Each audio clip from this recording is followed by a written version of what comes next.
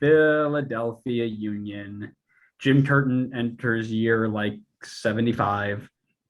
And last year, his team finished second in the East with 54 points, 14, 12, and 8, bringing back a lot of the same players. Yeah, I mean, we could make this super quick. Like Philly's just going to do exactly what they did last season.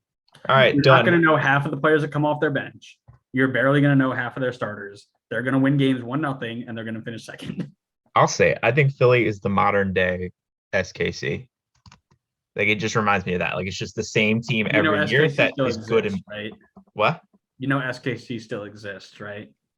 I know, but I think So they can't be the SKC. modern day because SKC still. I say modern day in the fact that like for a while SKC was just putting out the same team every year, and it got How them about into the the playoffs Eastern every year. Conference? How about What? the Eastern Conference SKC? No, well, SKC isn't doing that anymore. They rotate. They've rotated. They don't have Beasler, Sinovich. They don't have Barely. what? I'm pretty sure I could close my eyes and on any random day in the future predict what the starting 11 is going to be if everybody's healthy. For who? SKC. Sure, whatever you say. Anyways, let's go into what their 11 might look like. This guy Blake in goal, kind of good. Joe Bendick. Joe knows. Joe knows.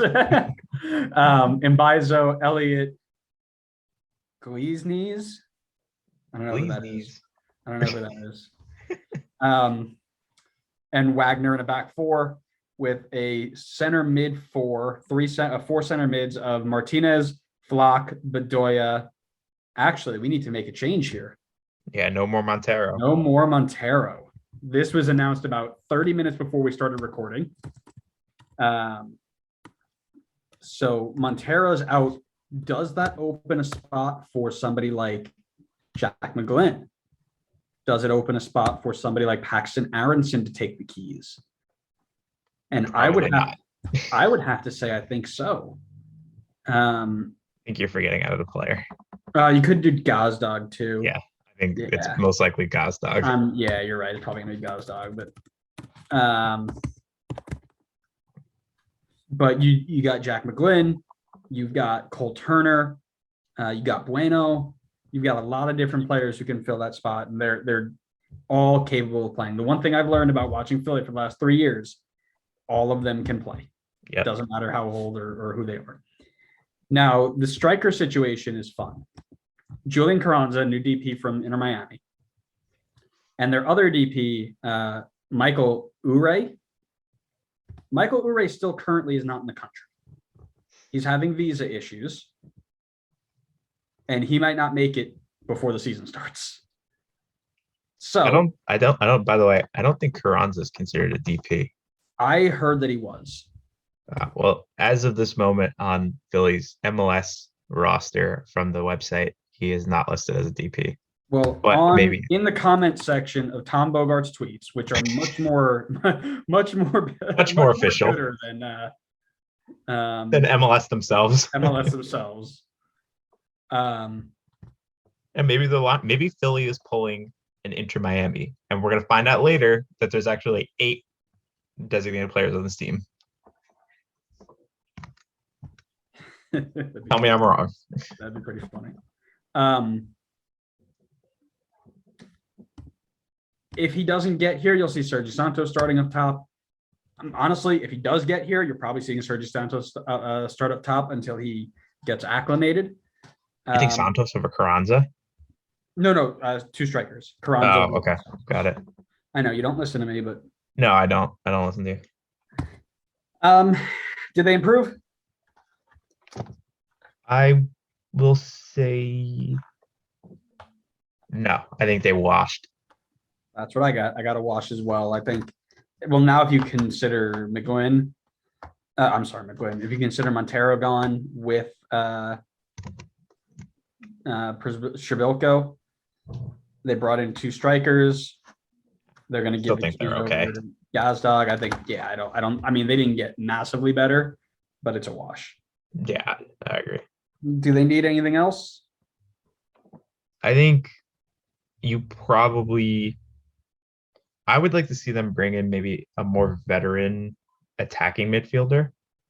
I think that they have a ton of options there, but outside of Gazdag, I don't know if any of them are above the age of 19. So uh, I also think they need a bit more left back depth because Kai Wagner is phenomenal. But one, there's rumors that he's out the door at some point. Could be in the next transfer window.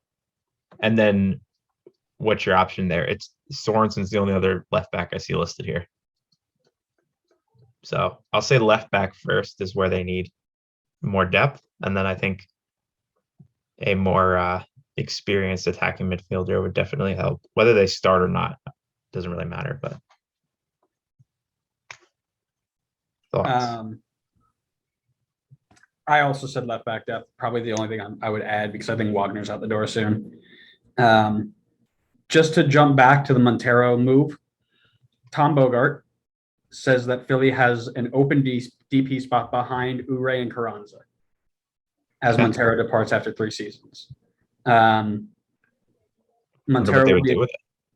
will be a DP for San Jose and gives them some insurance when Chofis Lopez's loan expires at the end of June. So I guess he is a designated player. Yeah, so there's your roster designation update. It's crazy that this team still has a designated player spot open. Like imagine they just nail the attacking midfield position. They bring in some like superstar attacking mid. Like this team is deadly. It is. I think it is the stupidest thing in the world that there are teams that don't use those spots. Yeah, it's wild to me. It doesn't make any sense.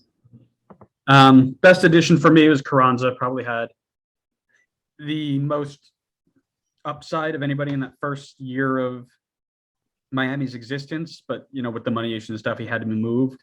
So let's see if he can excel under this new system with Curtin and see if he can bag himself some goals and get himself a move. Yep, I agree.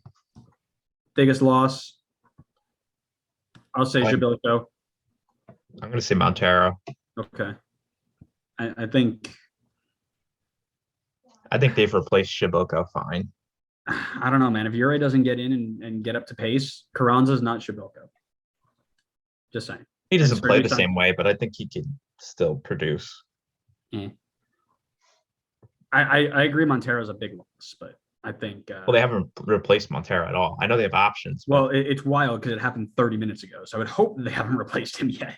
Well, they could have been ahead of the curve. I also want to mention quick side note on the Montero thing. I think they sold him. They undersold him a ton.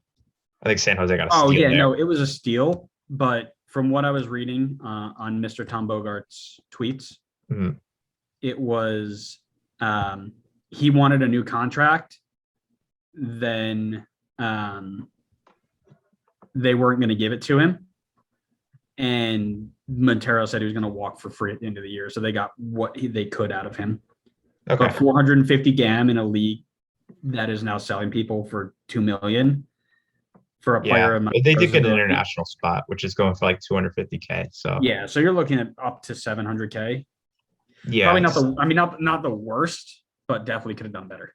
Yeah, I agree. If Johnson goes for 1 million, Montero goes for $1 million. They were put in a tough situation. It wasn't like Johnston was forcing his way out. Yeah. Player to watch in 2022. I put any one of their center mids that are under 20 years old that'll probably make a move to Europe in the next few years. Aronson, Sullivan, McGlynn, Turner, any of those guys, if they get any minutes, keep an eye on them because they'll be the next people out the door.